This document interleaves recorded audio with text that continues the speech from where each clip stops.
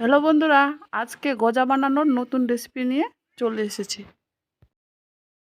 একটা বাটিতে 3 কাপ ময়দা নিয়ে নিব।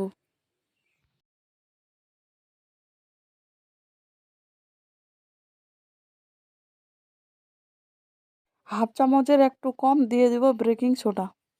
ভালো করে মিলিয়ে নেব।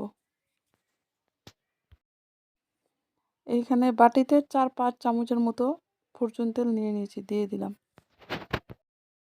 সবগুলো উপকরণ ভালো করে মিলিয়ে নেব।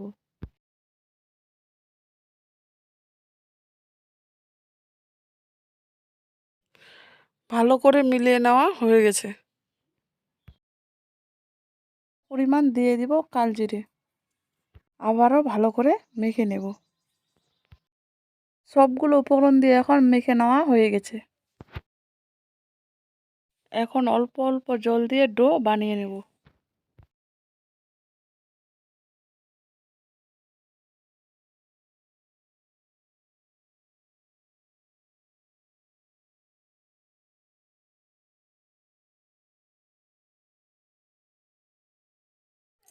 ডোটা বানিয়ে নেওয়া হয়ে গেছে। একটা ঢাকনা দিয়ে এখন 30 মিনিটের জন্য রেস্টে রেখে দেব। গোজা বানানোর জন্য শিরা বানিয়ে নেব। এখন দিয়ে দিব চিনি। এখানে আমি 1.5 বাটি চিনি নিয়েছি।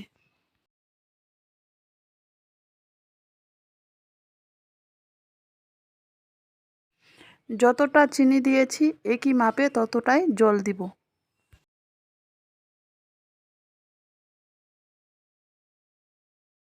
এখানে আমি 1.5 বাটি চিনি নিয়েছি, 1.5 বাটি জল দিয়ে দিলাম।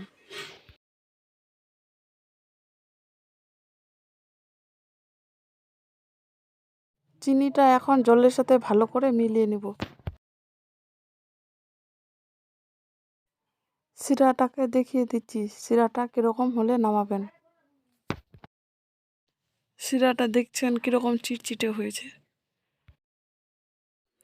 শিরাটা হয়ে গেছে। শিরাটা বাটিতে নামিয়ে নিয়েছি।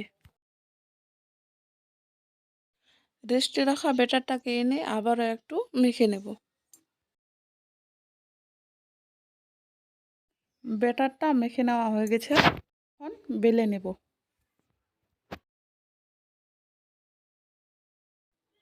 বেলা হয়ে গেছে। একটা ছুরি দিয়ে এখন 4 ভাগে কেটে নেব। কেটে নেওয়া হয়ে গেছে।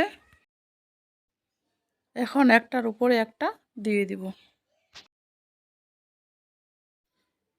প্রথমে হাত দিয়ে একটু চেপে চেপে দেব, তারপরে বেলে নেব।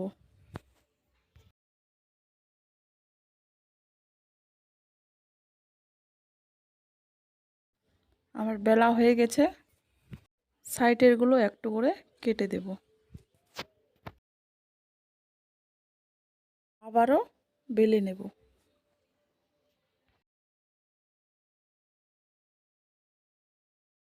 বেলা হয়ে গেছে। একটা ছুরির সাহায্যে কেটে নেব।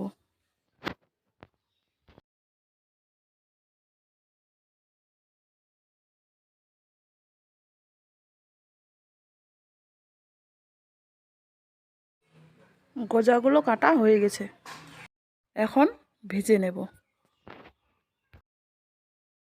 কড়াই বসিয়ে কড়াইতে তেল গরম করে নিয়েছি। এখন গজাগুলো দিয়ে দিব।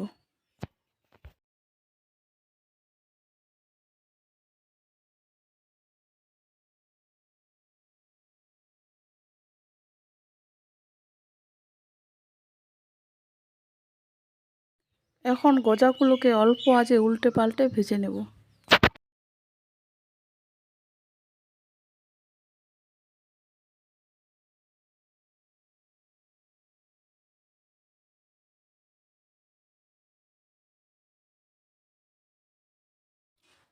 গজাগুলোকে আমি লালচে করে ভেজে নেব। গজাগুলোকে লালচে করে ভাজা হয়ে গেছে। এখন উঠিয়ে নেব।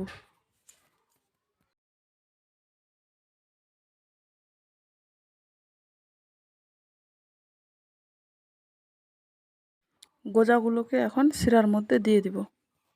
গজাগুলো ভালো করে শিরার সাথে মিলিয়ে নেব।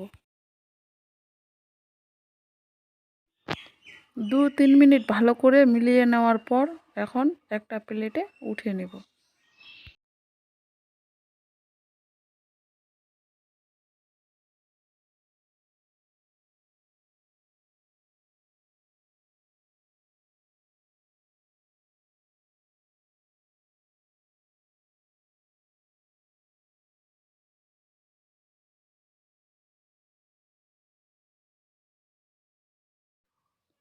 কত সুন্দর হয়েছে গজাগুলো।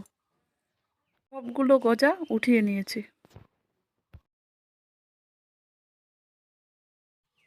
একটা গজা দেখিয়ে দিচ্ছি কি সুন্দর শিরাটা ঢুকেছে।